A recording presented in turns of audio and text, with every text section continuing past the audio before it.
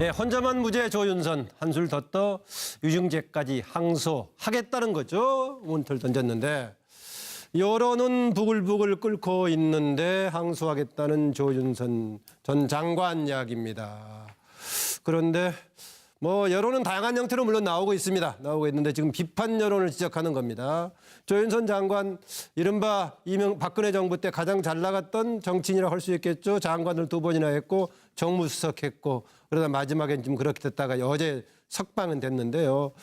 그동안에 구치소에 있을 때 귤과 방울토마토로만 버틴다 해가지고 정말 마음이 살이 완전히 빠졌다는 얘기도 있었습니다. 그리고 마지막 결심 공판에서 남편이 변호인으로서 이제 마지막 변론을 했었는데 같이 울먹거리면서 들었던 것이 보도로 나와 있습니다. 그동안에 국정감사든 아니면은 청문회 과정에서 블랙리스트 관련해 가지고 부인했다가 이걸 가지고 지금 위증죄로 1년에 집행유예 2년을 받은 겁니다. 어제 석방돼 가지고 구치소에서 짐 챙겨서 나가면서 기자들이 질문했을 때 어쨌든 재판부가 오해 풀어준 것에 대해서 감사한다. 앞으로 성실하게 임하겠다. 항소는 하겠다. 이런 입장입니다. 자유한국당에서는 노코멘트 하겠다. 정의당 집행유예 특히 이 부분에 대해서는 이해할 수 없다. 그러면서 노회찬 의원의 경우에는 투명인간이냐. 정무수석으로 현장에 책임자였는데 모른다는 게 말이 되느냐 이거였습니다. 당시 블랙리스트로 인해서 배제를 당했던 문화예술인을 중심으로 한 문화예술인 단체에서 정말 이게 지금 제대로 된 거냐라는 문제를 제기하고 있습니다. 남편 얘기인데 남편이 일단 석방됐으니까는 눈물로 호소했던 것이 혹시 먹혀 들어갔지 않느냐 이런 해석도 있는데 조윤선 전 장관 어쨌든 간에 그래서 석방됐고 블랙리스트 관련해 가지고는 7명 중에서 혼자만 무죄가 된 셈이죠. 국회 이증죄로 지금 집행유예를 받은 거니까요. 이렇게까지 받았는데 이증죄까지 문제까지 포함해서 항소하겠다는 그 배경 이유는 무엇인가 하는 질문입니다. 자료 영상 보겠습니다. 저에 대한 고민을 풀어주셔서 감사하게 생각합니다. 앞으로 특검이 항소할 것 같은데 2심 재판도 어떻게 준비하실 거세요? 네, 재판에 성실히 끝까지 임하겠습니다. 감사합니다. 블랙리스트 피해 받으신 분들한테 하고 싶은 말 없으세요? 감사합니다.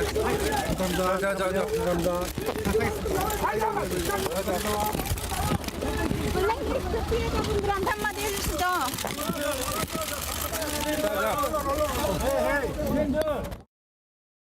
지금도 블랙리스트가 없다고 생각하십니까?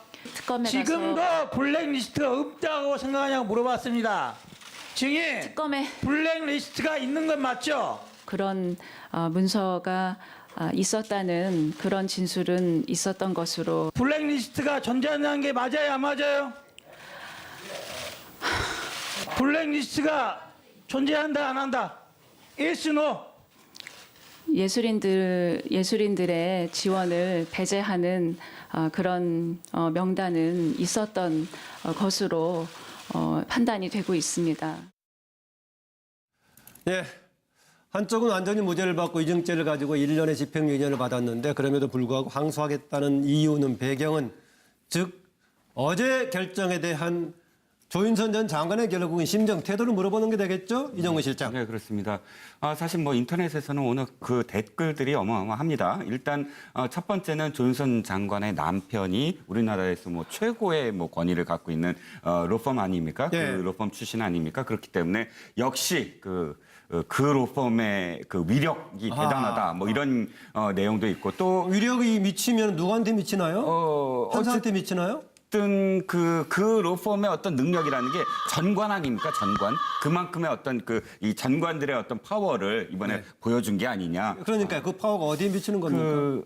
그러니까 그 인터넷에 댓글은 알겠습니다. 예, 재판에 영향을 미친 게 아니냐라는 뭐 댓글입니다. 제 의견은 아니고요. 그리고 또 이제 그 판사 황모 판사가 이번에 이렇게 주심이었는데 지난번에 뭐 라면을 훔친 죄로 해서 동전 몇 개 라면을 편의점에서 훔친 그건 죄로 또 아니라고 나왔답니다. 뭐 그런가요? 뭐 3년형이다 뭐 하는 아니랍니다. 있는데 어쨌든 그 남편이 이렇게 얘기했습니다. 우리가 지금 다시 항소를 하려고 하는 이유가 형량보다 명예가 중요해서다. 그러니까 거짓말을 했다는 것을 우리는 인정할 수 없다라는 어떤 이유인데 제가 생각했을 때 그것보다도 더 중요한 중요한 건 앞으로 재기를 하려면 네. 어쨌든 유죄 판결을 받으면 정치적인 어떤 재기가 힘들어지지 않겠습니까? 그게 사실 가장 큰 어떤 이유가 아닐까 싶습니다.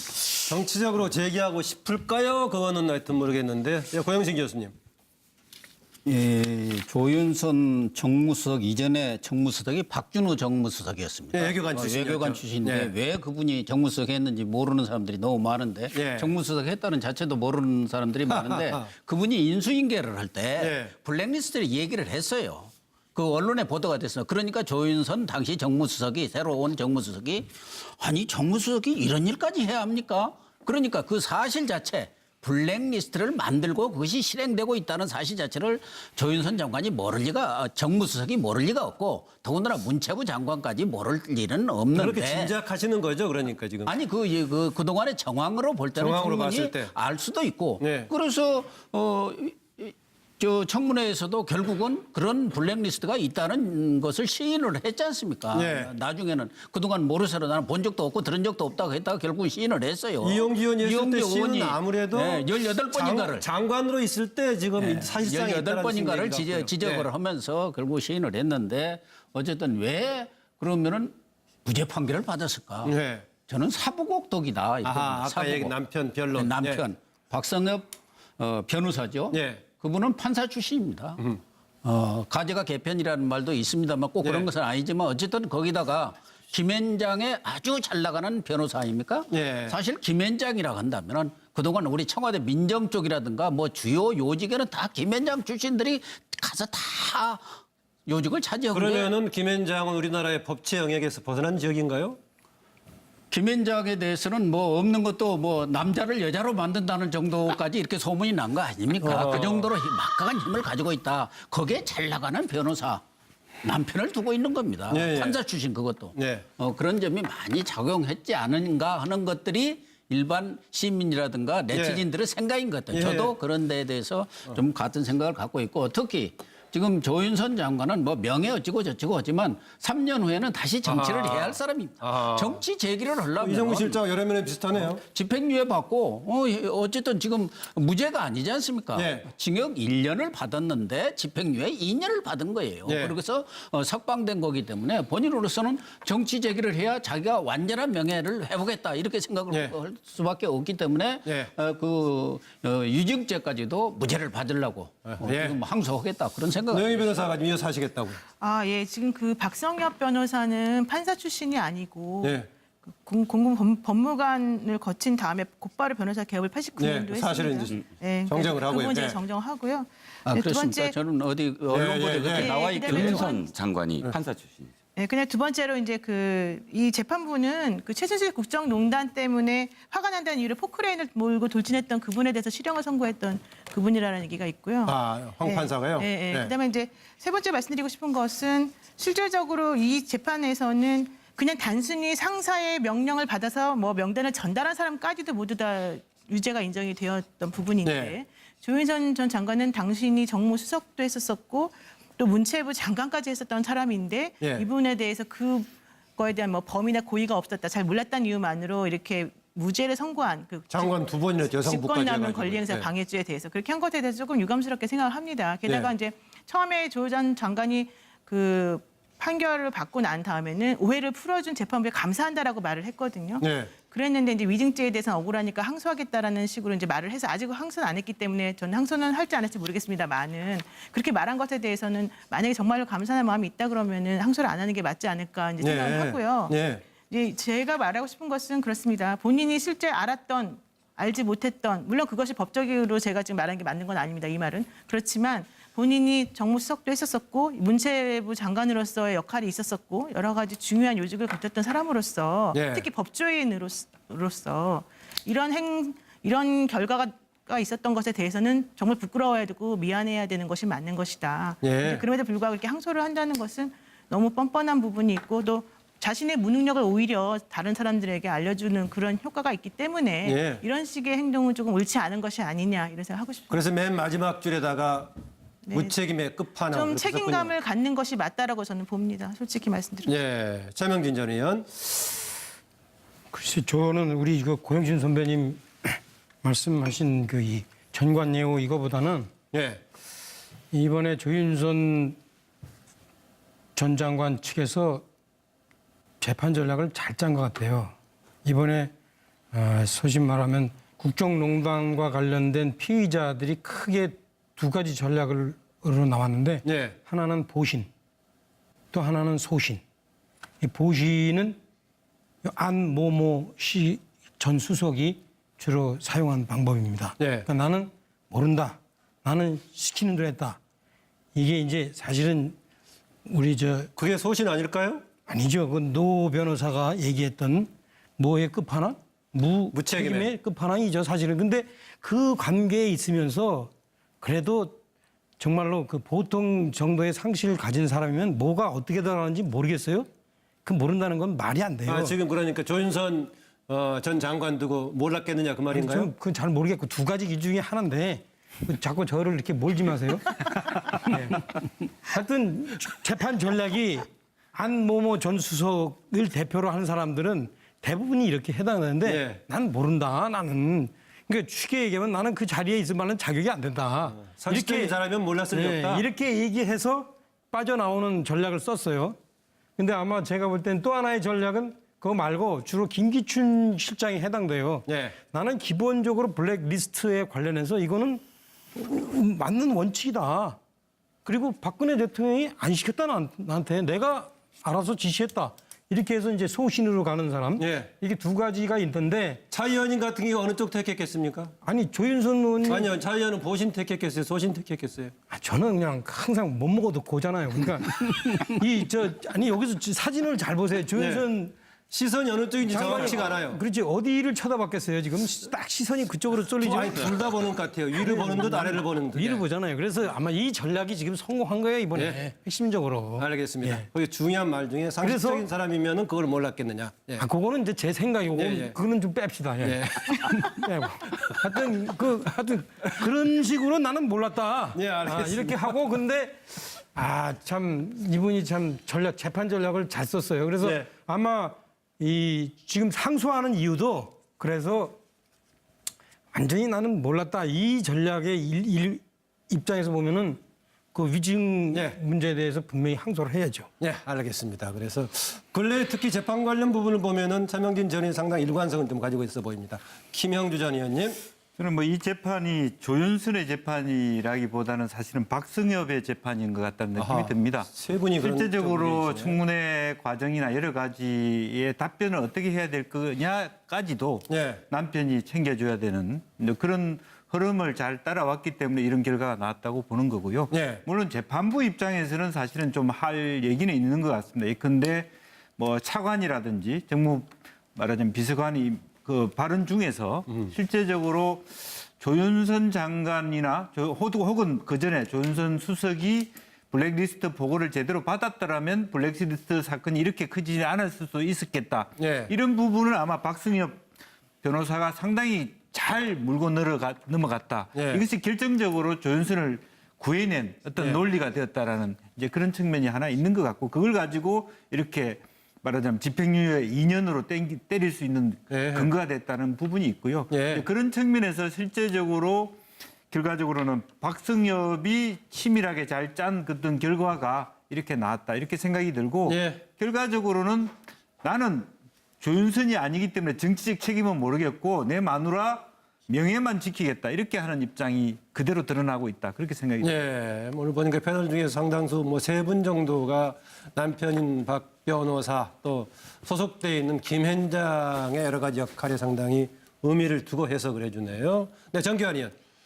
실제로 억울하다고 생각하는 것인지 아니면 억울한 척하는 것인지 저는 일단 잘 모르겠습니다. 그런데 표현만 놓고 보면 억울하다는 것 아닙니까? 억울하다는 말을 더 연결시켜 보면 죄도 안 되는 것을 검찰이 무리하게 기소를 했다 이렇게 가는 것이고요. 예. 그러면 무리하게 기소한 결과 당연히 위정도 아닌데 위정에 대해서 죄를 물으니 나는 항소해서 나의 무죄를 입증하겠다 이렇게 이제 나오는 것입니다. 예. 그런데 뭐 다들 말씀하셨고 국민의 상식적인 법 감정으로 보면 어떻게 청와대 비서실장이 시키는 일을 주무장관이 직접 실행을 해놓고 그 연대 책임에서 제외됐느냐. 세상 천지에 이런 판결이 어디 있느냐. 이것도 저는 매우 상식적이라고 보고요.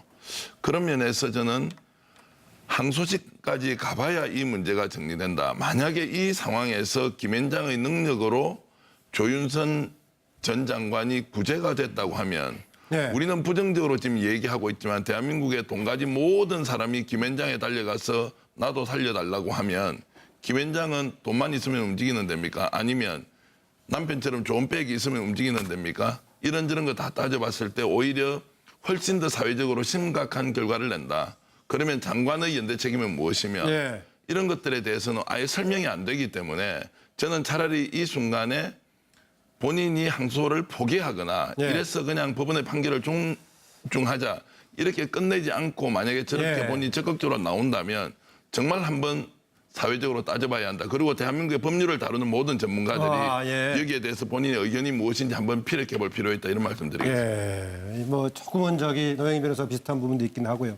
어제 이거 나왔을 때 그 패널들한테 물어보니까 그동안에 정치 인생을 화려하게 살았기 때문에 적어도 이후에는 권력을 향한 행보보다는 뭔가 사회적인 봉사 차원으로 초점을 맞추는 게 필요하지 않냐 이런 의견도 나왔습니다. 조윤선 전 장관 아다시피 이회창 전 총재 시기에 정치에 입문해가지고 국회의원도 하고요. 박근혜 대통령 후보 시기에 아마 같이 수행했던 사람 중에서 가장 신뢰를 받아가지고요. 박근혜 정부 시기에 장관을 두 군데나 했죠. 여성부 장관, 문체부 장관하고 정무수석 했는데 이렇게 화려한 정치 인생 막판에 꼬인 이유, 지금 현재 무엇을 가장 후회할까라는 질문을 좀 추가로 던지고요. 영상 자료 보겠습니다. 문화 융성과 창조 경제의 국정 기조 하에 우리나라가 문화 강국으로 굳건히 자리매김하는 시기에 주무부처의 장관 후보자로 지명되어 무한한 또 막중한 책임감과 사명감을 느낍니다. 앞으로 문화 융성으로 우리 국민이 행복하고 윤택하게 그리고 우리나라를 강하고 아름답게 만드는 길에 성심을 다하겠습니다. 지금 특검의 조사에 최대한 협조를 하고 있습니다. 저로서는 왜 저한테까지 압수수색이 들어왔는지 개인적으로는 이해하기가 어렵지만 오히려 이 기회에 사실관계가 명확히 밝혀질 수 있기를 기대하고 있습니다. 블랙리스트가 존재한다 안 한다? yes, no. 어느 게 맞아요? 존재한다, 존재하지 않는다.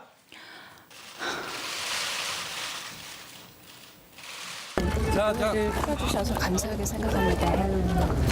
앞으로 특검이 항소할 것 같은데 2심 재판도 어떻게 준비하실 거세요? 네, 재판에 성실히 끝까지 임하겠습니다. 감사합니다. 예, 지금 영상 자료 나가는 기간 동안에요. 바로 차명진 전 의원이 조윤선 장관은 내가 제일 잘 알아 어쩌고 했는데 뭘 잘 아시나요? 저하고 같이 대변인을 했습니다. 예. 네, 제가 잘 알면 대신 줄여서 짧게 해주세요. 네, 수석 대변인 할 때 조윤선 장관이 대변인했는데 요거는 이제 짧게 얘기할 수 있는 게 아니니까 그래도 짧게 하세요. 예. 그림을 잘 봐주시면 됩니다. 일단은 이 그림이 이제 언덕이 있는데 네. 언덕 밑에서 볼 때는 그 정치의 길이 참 찬란하고 참 화려해 보여요. 근데 쫙 올라가다 보니까 자기도 몰랐던 커다란 계곡이 있는 거죠. 예. 밑에서 악어가 버티고 있는. 예. 그 위에 서 있는 저기가 사람이 어디쯤이나 있습니까? 차 의원 저 길 넘어갔습니까?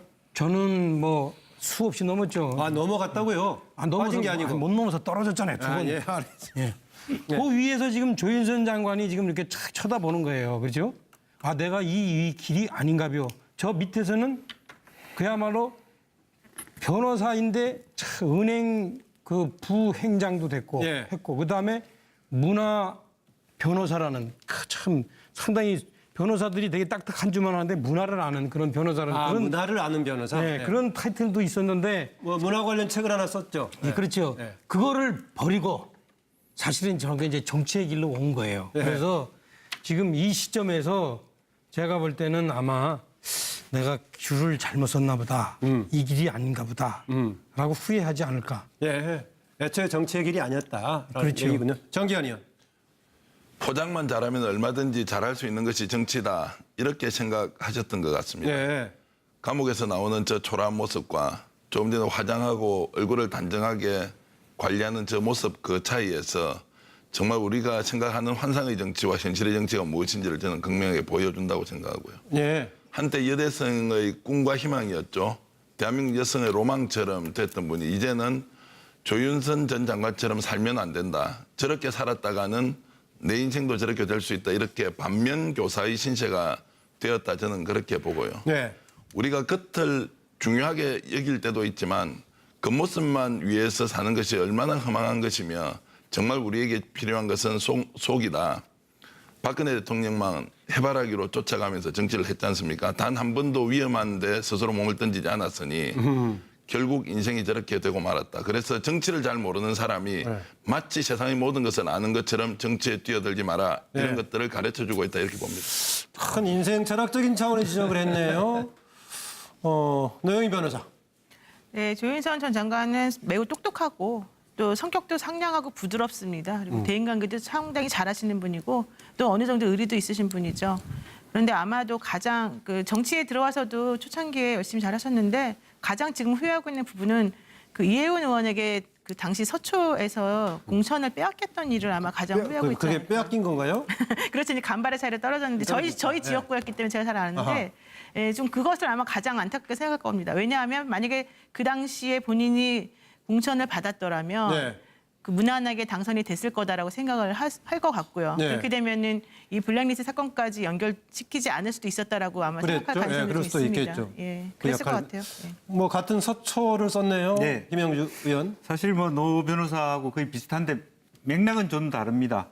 본인이 너무 큰 건물에 서초의 딸이라고 하는 그런 로고만 박지 않았어도 아하. 서초 외에 출마할 수도 있지 않았느냐. 그렇죠. 그런 중간에 측면에서. 지역구 조정도 가능했었다. 예, 그런데 너무 자기가 서초, 물론 세화여고 출신이기 때문에 세화여고가 서초에 있습니다. 그래서 서초를 강조하다 보니까 다른 지역에 갈 수도 없는 그런 예, 상황이 예. 된 것을 가장 후회하고 조금 더 다른 각도였으면 국회의원이 되었더라면 정말 이제 장관이 되지 않으면서 예. 문화부 쪽으로 안 하면서 그야말로 명예롭게 초대 여성부 장관과 정무수석으로 예. 또 그다음에 재선 국회의원으로서 예. 역할을 할 수 있지 않았겠냐. 그 부분이 제일 아쉬운 부분이 네, 아닐까. 결국은 재선 국회의원으로 갔으면은 뭐 문화부 장관도 가지 않았었고 이런 일도 발생하지 않았을 거다라는 얘기인데 그 중에 하나가 그 서초에서는 이혜훈 의원이 워낙 잡고 있었기 때문에 다른 지역으로 갈 여지도 있었는데 서초의 딸이라고 못 박아가지고 다른 지역으로 가기 힘들었다라는 것인데 이견 있나 봅니다, 노영희 아니 변호사가. 이견은 아니고 보충 설명인데요. 보충 설명. 그때 당시에 이제 떨어진 다음에 용산인가에서 공천을 나오라고 했었어요. 예. 근데 본인이 서초의 딸을 너무 강조했기 때문에 못 나온 거예요. 예,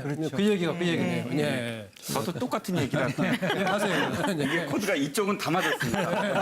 언제까지 가나 재밌는 건 볼게요. 예. 어쨌든 저돌적이라고 이렇게 표현했잖아요. 조윤선 장관이 이혜훈 조윤선 의원한테. 장관 표현이 전 장관. 저돌적 이혜훈 경계했어야. 그러니까 그야말로 이 만약에 공천을 땄다면 그럼 지금은 이제 국회의원이 됐을 테고 그러면 너무나 권력에 이제 가까웠던 조윤선 이런 이미지가 많이 희석이 됐을 텐데. 예. 그러니까 뭐 두 번의 장관, 뭐 한 번의 수석 이것이 지금 이 박근혜 정부가 너무나 가까운 사람, 진짜 가까운 사람으로 자기가 이렇게 몰리는 그런 결과를 낳지 않았을 것이다라고 스스로 아마 후회할 것 같아요. 네, 지금 바른정당 새 대표가 돼가지고 아주 지금 열심히 지금 활동을 시작하고 있는 이혜훈 의원이 갑자기 지금 조윤선 전 장관 때문에 느닷없이 여기서 이름이 계속 거론이 되고 있네요. 네, 고영식 교수님. 이혜훈 의원은 의문의 뭐 1패가 아니라 1승입니다. 1승인가요? 예. 조윤선 장관이 정무수석 11개월을 했는데 대통령과 단 한 차례의 독대도 없었다는 거예요. 그 얘기했죠. 최순실처럼 네. 매일 통화하고 매일 가서 만나는데 일요일마다 올라가 가지고 네. 그 문고리 3인방하고 회의를 하는데 가장 측근이라는 조윤선 정무수석은 11개월 동안 독대 한 번 못했다고 본인 스스로 얘기를 했어요. 네. 그리고 알려진 것은 대통령한테 드라마 이런 거 보세요. 예. 그리고 예능 틀어서 소개하고 있죠. 대통령이 여성이다 보니까 외국 원수들이 오면 영부인이 없으니까 그 영부인 대리 역할 말하자면 예. 외국인 영부인을 같이 접대해주는 대리 역할 이게 이제 가장 중요한 것처럼 알려져 있어요. 예. 그런데 그러니까 박근혜 대통령의 신데렐라 역할만 하지를 않고 예. 정말 대통령의 진정한 참모 예. 국민의 공복 역할을 했더라면은 예.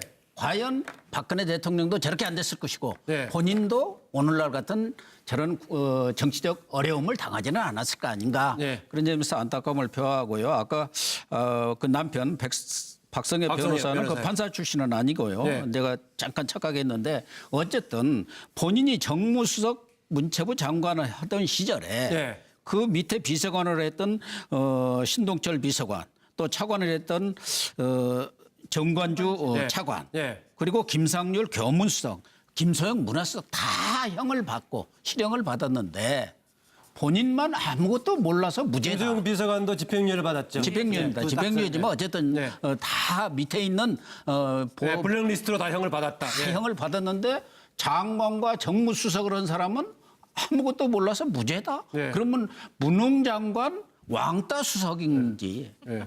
그런데 저렇게 똑똑한 신분이 그럴 리가 없지 않습니까? 네. 그러니까 많은 사람들이 이번 현 재판 결과는 그것도 납득이 되느냐. 예. 이거 뭐 봐주기 아니냐. 뭐 이런 의구심을 받는다 그런 얘기죠. 예, 뭐 차명 전 표현 따르면 뭐 상식적인 사람이면은 다 알만한 것을 몰랐다고 하는 게 좀 이상할 수도 있긴 합니다만은 어쨌든 그렇습니다. 왜 무엇을 후회할까 이런 얘기했는데요. 여러 가지가 있습니다만 다양한 지적도 나오고 있습니다. 오늘 또 항소는 하겠다는 표현을 했으니까요. 최종적으로 하는가도 좀 지켜봐야겠고요. 아니지만 어쨌든 거기다가 김앤장의 아주 잘 나가는 변호사 아닙니까? 예. 사실 김앤장이라고 한다면은 그동안 우리 청와대 민정 쪽이라든가 뭐 주요 요직에는 다 김앤장 출신들이 가서 다 요직을 차지하고 그러면은 김앤장은 우리나라의 법치 영역에서 벗어난 지역인가요? 김앤장에 대해서는 뭐 없는 것도 뭐 남자를 여자로 만든다는 정도까지 이렇게 소문이 난 거 아닙니까? 그 정도로 막강한 힘을 가지고 있다. 거기에 잘 나가는 변호사. 남편을 두고 있는 겁니다. 예, 예. 판사 출신 그것도. 네. 그런 점이 많이 작용했지 않은가 하는 것들이 일반 시민이라든가 네티즌들의 생각인 것 같아요. 예. 저도 그런 데에 대해서 좀 같은 생각을 갖고 있고 특히 지금 조윤선 장관은 뭐 명예 어찌고 저찌고 하지만 3년 후에는 다시 정치를 해야 할 사람입니다. 정치 재기를 하려면 이정무 실장 여러 면에 비슷하네요. 집행유예 받고 어쨌든 지금 무죄가 아니지 않습니까? 네. 징역 1년을 받았는데 집행유예 2년을 받은 거예요. 네. 그래서 석방된 거기 때문에 본인으로서는 정치 재기를 해야 자기가 완전한 명예를 회복했다 이렇게 생각을 네. 할 수밖에 없기 때문에 네. 유증죄까지도 무죄를 받으려고 네. 지금 항소하겠다 그런 생각. 노영희 변호사가 지금 이어서 하시겠다고. 아, 예. 지금 그 박성엽 변호사는 판사 출신이 아니고 네. 공군 법무관을 거친 다음에 곧바로 변호사 개업을 89년도에 네, 사실은 했습니다. 이제 네, 정정을 그래서 하고요. 그 문제 네. 정정하고요. 아, 네, 그렇습니까? 저는 어디 언론 보도에 그렇게 나와 있길래. 윤선 장관이 판사 출신이죠. 네, 그냥 두 번째로 이제 이 재판부는 그 최순실 국정농단 때문에 화가 난다는 이유로 포크레인을 몰고 돌진했던 그분에 대해서 실형을 선고했던 그분이라는 얘기가 있고요. 황 판사가요? 네, 네. 네. 그다음에 이제 세 번째 말씀드리고 싶은 것은 실질적으로 이 재판에서는 그냥 단순히 상사의 명령을 받아서 뭐 명단을 전달한 사람까지도 모두 다 유죄가 인정이 되었던 부분인데 네. 조윤선 전 장관은 당신이 정무수석도 했었었고 또 문체부 장관까지 했었던 사람인데 예. 이분에 대해서 그거에 대한 뭐 범위나 고의가 없었다, 잘 몰랐다는 이유만으로 이렇게 무죄를 선고한 그 장관 두 번이나 여성부까지 직권남용 해가지고. 권리행사 네. 방해죄에 대해서 그렇게 한 것에 대해서 조금 게 유감스럽다. 아니냐라는 뭐 댓글입니다. 제 의견은 아니고요. 그리고 또 이제 그 판사 황모 판사가 이번에 이렇게 주심이었는데 지난번에 뭐 라면 그를 훔친 죄로 해서 동전 몇 개 라면을 편의점에서 훔친 그건 죄로 또 아니라고 얘기 뭐 나왔답니다. 그런가요? 예, 뭐 예, 3년형이다 뭐 하는 그 아니랍니다. 있는데 어쨌든 그 남편이 이렇게 얘기했습니다. 우리가 지금 이 다시 항소를 하려고 하는 이유가 형량보다 명예가 중요해서다. 아하. 그러니까 거짓말을 했다는 것을 우리는 인정할 수 없다라는 어떤 이유인데 예. 제가 생각했을 때 그것보다도 더 중요한 건 앞으로 재기를 하려면 네. 어쨌든 유죄 판결을 받으면 정치적인 어떤 재기가 힘들어지지 않겠습니까? 그게 사실 가장 큰 어떤 이유가 아닐까 싶습니다. 정치적으로 제기하고 싶을까요? 그거는 하여튼 모르겠는데. 예, 고영신 교수님. 조윤선 정무수석 이전에 정무수석이 박준호 정무수석이었습니다. 네, 외교관 출신이었죠. 외교관 출신인데 네. 왜 그분이 정무수석 했는지 모르는 사람들이 너무 많은데 네. 정무수석 했다는 자체도 모르는 사람들이 많은데 그분이 인수인계를 할 때 네. 블랙리스트를 얘기를 했어요. 그 언론에 보도가 됐어요. 그러니까 조윤선 당시 정무수석이 새로 온 정무수석이 아니 정무수석이 이런 일까지 해야 합니까? 그러니까 그 사실 자체 블랙리스트를 만들고 그것이 실행되고 있다는 사실 자체를 조윤선 장관이 정무수석이 모를 리가 없고 더군다나 문체부 장관까지 모를 일은 없는데. 그렇게 짐작하시는 거죠, 그러니까 지금. 아니 그동안의 정황으로 볼 때는 정황으로 충분히 봤을 때. 알 수도 있고 네. 그래서 저 청문회에서도 결국은 그런 블랙리스트가 있다는 것을 시인을 했지 않습니까? 네. 나중에는 그동안 모르쇠로 나는 본 적도 없고 들은 적도 없다고 했다가 결국은 시인을 했어요. 이용기 의원이 했을 때 이용기 시는 의원이, 아무래도 18번인가를 장관으로 있을 때 지금 사실상 18번인가를 지적을 하면서 결국 시인을 했는데 어쨌든 왜 그러면은 무죄 판결을 받았을까? 네. 저는 사부곡독이다. 아하, 아까 얘기 남편 변론. 남편 박성엽 변호사죠. 네. 그분은 판사 출신입니다. 가제가 개편이라는 말도 있습니다만 꼭 그런 것은 네, 혼자만 무죄 조윤선 한술 더 떠 유증죄까지 항소하겠다는 거죠. 문틀 던졌는데 여론은 부글부글 끓고 있는데 항소하겠다는 조윤선 전 장관 이야기입니다. 그런데 뭐 여론은 다양한 형태로 물론 나오고 있습니다. 나오고 있는데 지금 비판 여론을 지적하는 겁니다. 조윤선 장관 이른바 박근혜 정부 때 가장 잘 나갔던 정치인이라고 할 수 있겠죠. 장관을 2번이나 했고 정무수석 했고 그러다 마지막엔 좀 그렇게 됐다가 어제 석방은 됐는데요. 그동안에 구치소에 있을 때 귤과 방울토마토로만 버틴다고 해가지고 정말 마음이 살이 완전히 빠졌다는 얘기도 있었습니다. 그리고 마지막 결심 공판에서 남편이 변호인으로서 이제 마지막 변론을 했었는데 같이 울먹거리면서 들었던 것이 보도로 나와 있습니다. 그동안에 국정감사든 아니면은 청문회 과정에서 블랙리스트 관련해 가지고 부인했다가 이거를 가지고 지금 위증죄로 1년에 집행유예 2년을 받은 겁니다. 어제 석방돼 가지고 구치소에서 짐 챙겨서 나가면서 기자들이 질문했을 때 어쨌든 재판부가 오해 풀어준 것에 대해서 감사한다. 앞으로 성실하게 임하겠다.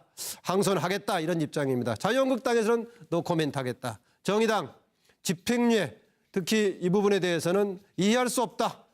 그러면서 노회찬 의원의 경우에는 투명 인간이냐 정무수석으로 현장에 책임자였는데 모른다는 게 말이 되느냐 이거였습니다. 당시 블랙리스트로 인해서 배제를 당했던 문화예술인을 중심으로 한 문화예술인 단체에서 정말 이게 지금 제대로 된 거냐라는 문제를 제기하고 있습니다. 남편 얘기인데 남편이 일단 석방됐으니까는 눈물로 호소했던 것이 혹시 먹혀 들어갔지 않느냐 이런 해석도 있는데 조윤선 전 장관 어쨌든 간에 그래서 석방됐고 블랙리스트 관련해 가지고는 7명 중에서 혼자만 무죄가 된 셈이죠. 국회 이증죄로 지금 집행유예를 받은 거니까요. 이렇게까지 받았는데 이증죄까지 문제까지 포함해서 항소하겠다는 그 배경 이유는 무엇인가 하는 질문입니다. 자료 영상 보겠습니다. 저에 대한 고민을 풀어주셔서 감사하게 생각합니다. 앞으로 특검이 항소할 것 같은데 2심 재판도 어떻게 준비하실 거세요? 네, 재판에 성실히 끝까지 임하겠습니다. 감사합니다. 블랙리스트 피해 받으신 분들한테 하고 싶은 말 없으세요?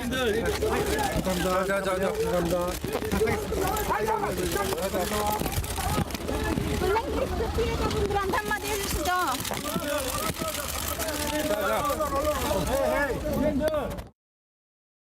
지금도 블랙리스트가 없다고 생각하십니까? 특검에 지금도 가서 블랙리스트가 없다고 생각하냐고 물어봤습니다. 증인, 특검에 블랙리스트가 있는 건 맞죠? 그런 문서가 있었다는 그런 진술은 있었던 것으로 블랙리스트가 존재한다는 게 맞아요, 안 맞아요? 블랙리스트가 존재한다, 안 한다? Yes, no? 예술인들의 지원을 배제하는 그런 명단은 있었던 것으로 판단이 되고 있습니다. 예. 한쪽은 완전히 무죄를 받고 이증죄를 가지고 1년의 집행유예 2년을 받았는데 그럼에도 불구하고 항소하겠다는 이유는 배경은 즉 어제 결정에 대한 조윤선 전 장관의 결국은 심정 태도를 물어보는 게 되겠죠? 이정우 실장. 네, 그렇습니다. 사실 뭐 인터넷에서는 오늘 그 댓글들이 어마어마합니다. 일단 첫 번째는 조윤선 장관의 남편이 우리나라에서 뭐 최고의 뭐 권위를 갖고 있는 로펌 아닙니까? 예. 그 로펌 출신 아닙니까? 그렇기 때문에 역시 그 로펌의 그 위력이 대단하다. 뭐 이런 내용도 있고 또 위력이 미치면 누구한테 미치나요? 판사한테 미치나요? 어떤 그 로펌의 어떤 능력이라는 게 전관 아닙니까? 전관. 그만큼의 어떤 이 전관들의 어떤 파워를 이번에 보여준 게 아니냐. 그러니까 그 파워가 어디에 미치는 겁니까? 그러니까 그 인터넷의 댓글은 알겠습니다. 재판에 영향을 미친 게 그렇게 생각을 합니다. 게다가 네. 이제 처음에 조 전 장관이 그 판결을 받고 난 다음에는 오해를 풀어준 재판부에 감사한다라고 말을 했거든요. 네. 그랬는데 이제 위증죄에 대해서는 억울하니까 항소하겠다라는 식으로 이제 말을 해서 아직 항소는 안 했기 때문에 저는 항소는 할지 안 할지 모르겠습니다만은 그렇게 말한 것에 대해서는 만약에 정말로 감사하는 마음이 있다 그러면은 항소를 안 하는 게 맞지 않을까 이제 생각을 하고요. 네. 이제 제가 말하고 싶은 것은 그렇습니다. 본인이 실제 알았던 알지 못했던 물론 그것이 법적으로 제가 지금 말하는 게 맞는 건 아닙니다. 이 말은 그렇지만 본인이 정무수석도 했었었고 문체부 장관으로서의 역할이 있었었고 여러 가지 중요한 요직을 거쳤던 사람으로서 네. 특히 법조인으로서 이런 결과가 있었던 것에 대해서는 정말 부끄러워야 되고 미안해야 되는 것이 맞는 것이다. 예. 그럼에도 불구하고 이렇게 항소를 한다는 것은 너무 뻔뻔한 부분이 있고 또 자신의 무능력을 오히려 다른 사람들에게 알려주는 그런 효과가 있기 때문에 예. 이런 식의 행동은 조금 옳지 않은 것이 아니냐 이런 생각 하고 싶습니다. 그래서 맨 마지막 줄에다가 무책임의 끝판왕. 좀 그렇게 책임감을 갖는 것이 맞다라고 저는 봅니다. 솔직히 말씀드리면. 예, 최명진 전 의원. 글쎄, 저는 우리 이거 고영진 선배님 말씀하신 그 이 전관예우 이거보다는 예, 이번에 조윤선 전 장관 측에서 재판 전략을 잘 짠 것 같아요. 이번에 소위 말하면 국정농단과 관련된 피의자들이 크게 두 가지 전략으로 나왔는데 예, 하나는 보신, 또 하나는 소신. 이 보신은 안모모 씨 전 수석이 주로 사용한 방법입니다. 예. 그러니까 나는 모른다. 나는 시키는 대로 했다. 이게 이제 사실은 우리 그게 소신 아닐까요? 아니죠. 그 노 변호사가 얘기했던 뭐의 끝판왕? 무책임의 끝판왕이죠, 사실은. 근데 그 관계에 있으면서 그래도 정말로 그 보통 정도의 상식을 가진 사람이면 뭐가 어떻게 돌아가는지 모르겠어요? 그 모른다는 건 말이 안 돼요. 지금 그러니까 조윤선 전 장관 두고